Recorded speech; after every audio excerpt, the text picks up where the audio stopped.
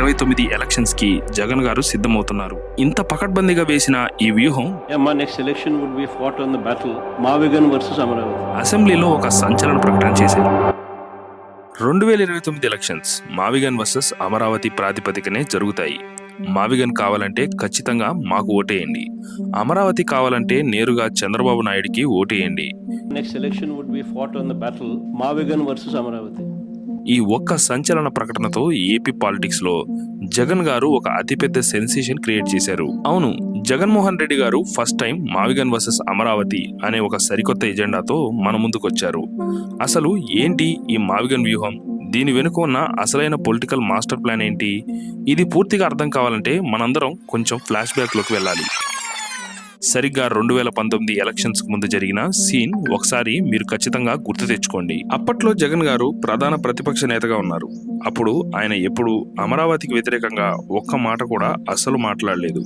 పైగా శాసనసభ వేదిక పైన కూడా అమరావతికి తన పూర్తి మద్దతు తెలిపారు. 2019 ఎలక్షన్స్ టైంలో కూడా రాజధాని అమరావతికి వ్యతిరేకంగా ఆయన ఎలాంటి నెగిటివ్ కామెంట్స్ చేయలేదు. ఇంకా చాలా స్పష్టంగా చెప్పాలంటే అప్పట్లో వైఎస్ఆర్సీపీ నాయకులు అందరూ ఓపెన్ గా ఏమన్నారంటే, అమరావతి పట్ల అసలైన కమిట్మెంట్ ఉన్నది కేవలం మా నాయకుడు జగన్ గారికే, ప్రతిపక్ష నేత చంద్రబాబు నాయుడికి ఏమాత్రం లేదు అని చాలా బలంగా జనాలకు చెప్పారు. దానికి ఒక రీజన్ కూడా వారు పదే పదే చెప్పారు. మా నాయకుడు జగన్ గారు అమరావతిలోనే ఏకంగా సొంత ఇల్లు కట్టుకొని ఇక్కడే పర్మనెంట్ గా ఉంటున్నారు.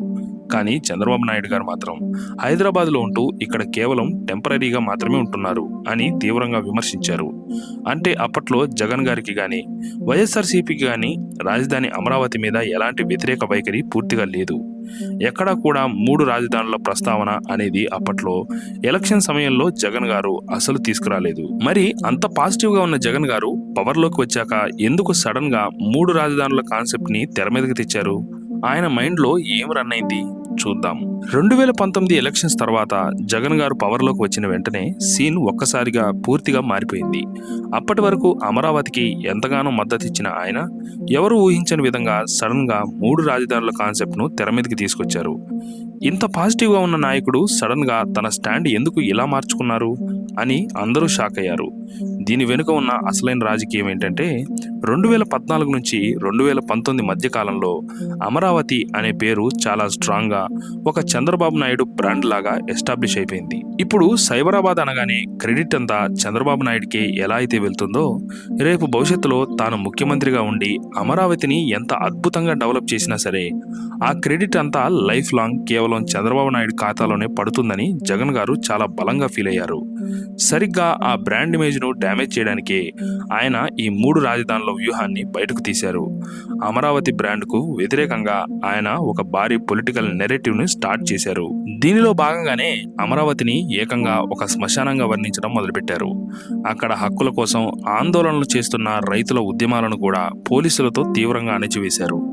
అంతటితో ఆగకుండా ఇదంతా కేవలం ఒకే ఒక సామాజిక వర్గానికి, అలాగే కేవలం ఒక 29 గ్రామాలకు మాత్రమే సంబంధించిన ఇష్యూ అని కలరింగ్ ఇస్తూ ఆ 29 గ్రామాలు వర్సెస్ మిగతా ఆంధ్రప్రదేశ్ అనే ఒక బలమైన వాదనను ప్రజల మైండ్స్ లోకి చాలా గట్టిగా పంపించే ప్రయత్నం చేశారు. దీనికి తోడు రాష్ట్రంలోని అన్ని ప్రాంతాల ప్రజలను తమ వైపు ఆకర్షించడానికి డీసెంట్రలైజేషన్ పేరుతో విశాఖపట్నంను ఎగ్జిక్యూటివ్ క్యాపిటల్ గా, అమరావతిని లెజిస్లేటివ్ క్యాపిటల్ గా, కర్నూలును జ్యుడిషియల్ క్యాపిటల్ గా మారుస్తున్నట్లు అసెంబ్లీలో ఒక సంచలన ప్రకటన చేశారు. ఇదంతా కూడా కేవలం అమరావతి అనే ఆ చంద్రబాబు బ్రాండ్ ను పూర్తిగా కౌంటర్ చేసి ఆ డెవలప్మెంట్ క్రెడిట్ ఆయనకు ఎప్పటికీ వెళ్లకుండా ఆపడానికి జగన్ గారు స్వయంగా ప్లే చేసిన ఒక బిగ్గెస్ట్ పొలిటికల్ గేమ్ ప్లాన్ అని మనకు ఇప్పుడు చాలా స్పష్టంగా అర్థమవుతుంది. కానీ ఇంత పకడ్బందీగా వేసిన ఈ వ్యూహం నిజంగా ఎలక్షన్స్ లో వర్కౌట్ అయిందా? ఈ 3 రాజధానుల స్ట్రాటజీ వల్ల ఆయనకు ఏమైనా పొలిటికల్ మైలేజ్ దక్కిందా లేదా? అసలు ఆంధ్రప్రదేశ్ ప్రజలు ఈ 3 రాజధానుల ఐడియాను ఎలా రిసీవ్ చేసుకున్నారు? ఇక్కడే కథలో ఒక అతిపెద్ద టర్నింగ్ పాయింట్ ఉంది. ఈ 3 రాజధానుల వ్యూహం జగన్ గారికి ఫైనల్ గా ఎలాంటి భయంకరమైన రిజల్ట్ ఇచ్చిందో, అలాగే 2024 ఎలక్షన్స్ లో దారుణంగా ఓడిపోయిన తర్వాత ఆయనకు వచ్చిన ఆ అతిపెద్ద రియలైజేషన్ ఏంటో మనం ఇప్పుడు వివరంగా అప్పటి పరిణామాలన్నీ కూడా విశ్లేషిద్దాం. 2024 ఎలక్షన్స్ రిజల్ట్స్ వచ్చిన తర్వాత జగన్ గారికి అసలు వాస్తవం ఏంటో చాలా క్లియర్గా అర్థమైపోయింది. ఆ 2024 ఎలక్షన్స్లో ఆయన ఊహించని విధంగా చాలా దారుణమైన ఓటమిని స్వయంగా చవిచూశారు. ఆ రిజల్ట్తో ఆయనకు ఒక అతిపెద్ద రియలైజేషన్ వచ్చింది. అసలు విషయం ఏంటంటే తన పాత 3 రాజధానుల ప్రతిపాదన ప్రజల్లోకి సరిగ్గా వెళ్ళలేదని, అలాగే కేవలం 29 గ్రామాలకు మాత్రమే పరిమితం చేస్తూ తాను క్రియేట్ చేసిన యాంటీ అమరావతి నెరేటివ్ను ఆంధ్రప్రదేశ్ రాష్ట్ర ప్రజలు అన్ని సామాజిక వర్గాలు పూర్తిగా రిజెక్ట్ చేశారని ఆయనకు చాలా స్పష్టంగా తెలిసిపోయింది. తాను అమరావతి మీద తీసుకున్న స్టాండ్ వల్ల రాజకీయంగా తనకు చాలా పెద్ద డ్యామేజ్ జరిగిందని ఆయన ఫైనల్గా ఒక అంచనాకు వచ్చారు. మరి అంత పెద్ద తప్పు జరిగినప్పుడు నెక్స్ట్ స్టెప్ ఏం చేయాలి? సాధారణంగా అయితే ప్రధానమంత్రి నరేంద్ర మోదీ గారు వ్యవసాయ చట్టాల విషయంలో తప్పు ఒప్పుకొని వాటిని ఎలాగైతే వెనక్కి తీసుకున్నారో అలాగే జగన్ గారు కూడా తాను చేసిన తప్పును నేరుగా ఒప్పుకొని అమరావతి ఏకైక రాజధాని, నా నిర్ణయం మార్చుకుంటున్నాను, దయచేసి నన్ను అర్థం చేసుకోండి, క్షమించండి అని ఒక సింపుల్ అపాలజీ చెప్పుండొచ్చు కదా అని చాలామందికి డౌట్ రావచ్చు. కానీ ఇక్కడే ఒక అసలైన రాజకీయ సమస్య ఉంది. ఒకవేళ జగన్ గారు కనుక నేరుగా ప్రజల ముందుకు వచ్చి అమరావతి విషయంలో తన ఓటమిని లేదా తప్పును పూర్తిగా అంగీకరించి వెనక్కి తగ్గితే అది ప్రస్తుత అధికారంలో ఉన్న ఎన్డీఏ కూటమికి రాజకీయంగా ఒక అతిపెద్ద ఆయుధాన్ని చేతికి ఇచ్చినట్లవుతుంది. తన రాజకీయ ప్రత్యర్థులకు పూర్తిగా అప్పర్ హ్యాండ్ ఇచ్చినట్లవుతుంది. అందుకే ఆ డిఫెన్స్ పొజిషన్లో ఉండిపోయి ప్రత్యర్థులకు ఆ ఆయుధాన్ని ఇవ్వటం ఆయనకు ఏమాత్రం ఇష్టం లేదు. మరిప్పుడు తన తప్పును డైరెక్ట్గా ఒప్పుకోలేడు. అలా అని పాత 3 రాజధానుల పాటను మళ్ళీ పాడలేడు.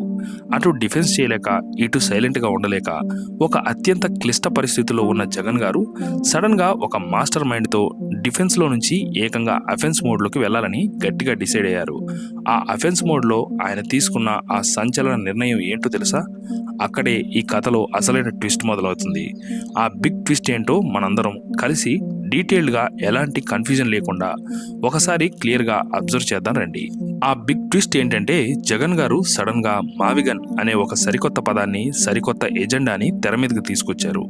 ఈ రాజధాని ఇష్యూ మీద ఆయన ఫస్ట్ టైం ఒక సంచలన ప్రకటన చేశారు. మీడియా ముందు ఆయన డైరెక్ట్గా ఏమన్నారంటే, మా నెక్స్ట్ 2029 ఎలక్షన్స్ కేవలం మావిగన్ వర్సెస్ అమరావతి అనే ప్రాతిపదిక మీదే ఖచ్చితంగా జరుగుతాయి. మేము మావిగన్కు పూర్తిగా కట్టుబడి ఉన్నాము. ఎవరికైతే ఈ మావిగన్ కావాలో వాళ్ళంతా వైఎస్ఆర్సీపీకి ఓటు వేయండి. అలాగే ఎవరికైతే అమరావతి కావాలో వాళ్ళంతా నేరుగా చంద్రబాబు నాయుడికి ఓటు వేయండి.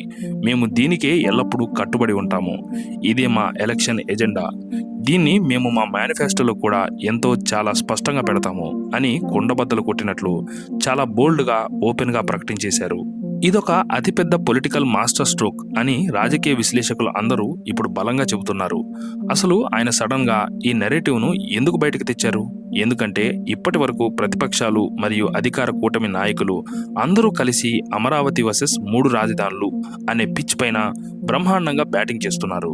3 రాజధానులు అన్నావు, ఏది సరిగ్గా చేయలేదు, ఫైనల్గా జనాలు ఆ కాన్సెప్ట్ని పూర్తిగా రిజెక్ట్ చేశారు కదా అని పదే పదే జగన్ గారిని గట్టిగా డిఫెన్స్లోకి నెడుతున్నారు. ఆ 3 రాజధానులు అనే ఫెయిల్ అయిన పాత నెరేటివ్ను పూర్తిగా ఎప్పటికీ క్లోజ్ చేయడానికి, ఆ టాపిక్నే పూర్తిగా డైవర్ట్ చేసి ఎలక్షన్స్ చర్చను తన వైపు తిప్పుకోవడానికి జగన్ గారు ఈ మావిగన్ అనే సరికొత్త నెరేటివ్ను ఒక బ్రహ్మాస్త్రంలా ప్రయోగించారు. ఇప్పుడు ఈ మావిగన్ దెబ్బతో ఇక 3 రాజధానుల గురించి ఎవరు ఎక్కడా కూడా అస్సలు మాట్లాడరు. ఎలక్షన్ చర్చ అంతా కేవలం మావిగన్ చుట్టూనే తిరుగుతుంది. అంటే డిఫెన్స్ పొజిషన్ నుంచి ఒక్కసారిగా అఫెన్స్ పొజిషన్కు ఏకంగా మారిపోయి తన ప్రత్యర్థుల పాత నెరేటివ్ను పూర్తిగా నాశనం చేయటమే ఆయన ఫస్ట్ అండ్ మెయిన్ లక్ష్యం అని మనకు ఇక్కడ చాలా స్పష్టంగా అర్థమవుతుంది. ఇంతకీ మనందరి బుర్రలను ఎంతో బలంగా తొలిచేస్తున్న అతిపెద్ద క్వశ్చన్ ఏంటంటే, అసలు ఈ మావిగన్ అంటే ఖచ్చితంగా ఏంటి? జగన్ గారు అంత గట్టిగా నమ్ముతున్న ఈ మావిగన్ వెనుక దాగి ఉన్న ఆ అతిపెద్ద మాస్టర్ ప్లాన్ ఏంటి? దీనివల్ల ఆయనకు భవిష్యత్తులో రాజకీయంగా అద్భుతంగా జరిగే లాభం ఏంటి? ఈ ప్రశ్నలన్నిటికీ ఖచ్చితంగా సమాధానం, అలాగే ఈ ఎలక్షన్ స్ట్రాటజీ వెనుక దాగి ఉన్న అసలైన క్లైమాక్స్ స్టోరీ మొత్తం డీటెయిల్డ్గా క్లియర్గా మాట్లాడుకుందాం. అక్కడే అసలైన పొలిటికల్ లాజిక్ దాగి ఉంది. అసలు ఈ మావిగన్ అంటే ఏంటో ఇప్పుడు మనం డీకోడ్ చేద్దాం. మా అంటే మచిలీపట్నం, వి అంటే విజయవాడ, గన్ అంటే గుంటూరు. ఇక్కడే జగన్ గారి అసలైన పొలిటికల్ మాస్టర్ మైండ్ దాగుంది. మీరు మ్యాప్ చూస్తే అమరావతి ఎక్కడుంది? ఖచ్చితంగా ఈ మచిలీపట్నం, విజయవాడ, గుంటూరు ప్రాంతాల మధ్యలోనే ఉంది కదా. అంటే అమరావతి కూడా ఈ మావిగన్లో ఖచ్చితంగా ఒక భాగమే. దీని వెనుక ఉన్న లాజిక్ ఏంటంటే చంద్రబాబు నాయుడు కేవలం ఆ 29 గ్రామాలనే డెవలప్ చేస్తాను అంటున్నాడు. కానీ నేను మాత్రం ఎంటైర్ ఉమ్మడి కృష్ణా గుంటూరు జిల్లాల మొత్తాన్ని అద్భుతంగా డెవలప్ చేస్తాను అని జనాల్లోకి బలంగా తీసుకెళ్లడం. ఇలా చేయటం వల్ల ఆయనకు 2 లాభాలున్నాయి. ఒకటి, తాను అమరావతికి పూర్తిగా వ్యతిరేకం కాదన్న ఒక సాఫ్ట్ కార్నర్ని ఆ ప్రాంత ప్రజల్లో క్రియేట్ చేయొచ్చు. 2, చంద్రబాబు బ్రాండ్ అయిన అమరావతి అనే పేరును ఎక్కడా అస్సలు వాడకుండానే ఆ మొత్తం ప్రాంతాన్ని తన ఓన్ బ్రాండ్ అయిన మావిగన్తో కవర్ చేయొచ్చు. ఇది పైకి వినడానికి మావిగన్ లాగా ఉన్న రియాలిటీలో ఇది అచ్చంగా ఒక గ్రేటర్ అమరావతి కాన్సెప్ట్. ఇప్పుడు గ్రేటర్ హైదరాబాద్, గ్రేటర్ విశాఖ ఎలా అయితే ఉన్నాయో రేపు ఈ మావిగన్ కూడా ఖచ్చితంగా ఒక గ్రేటర్ అమరావతి లాగా మారుతుంది. ఆ బ్రాండ్ క్రెడిట్ మొత్తం తనకే సొంతం అవుతుంది. అంటే నేరుగా అమరావతిని వ్యతిరేకించినట్లు ఉండదు. అలా అని దాన్ని నేరుగా ఒప్పుకొని చంద్రబాబుకు క్రెడిట్ ఇచ్చినట్లు కూడా అసలుండదు. ఈ ఒకే ఒక మావిగన్ అనే అస్త్రంతో ఇటు 3 రాజధానుల టాపిక్ ని పూర్తిగా క్లోజ్ చేసి అటు గ్రేటర్ అమరావతిని తన ఓన్ బ్రాండ్ గా మార్చుకొని 2029 ఎలక్షన్స్ కి జగన్ గారు సిద్ధమవుతున్నారు. ఇదే ఆయన వేసిన final and biggest master sketch అని చెప్పాలి.